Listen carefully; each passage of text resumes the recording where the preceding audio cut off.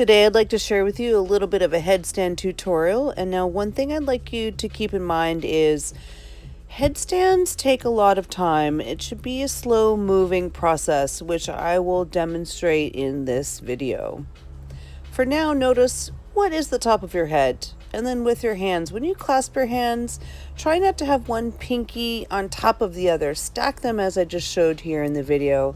And then get your hands around your head there and do a couple of these lifts where you lift your elbows up and in a few times to get some side body length. You can sit on your knees or in some other comfortable position, just so you kind of get a good idea of how to arrange the extension of the spine. And then from here, put the very top of your head down, surround your head with your hands.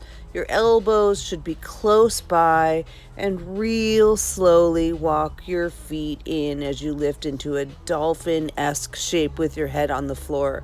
The idea is trying to get your hips above your shoulders. Bring one foot in and then the other, maybe both. There is no requirement to balance on the top of your head. Just getting to the initial position is plenty of work. And then do take child's pose.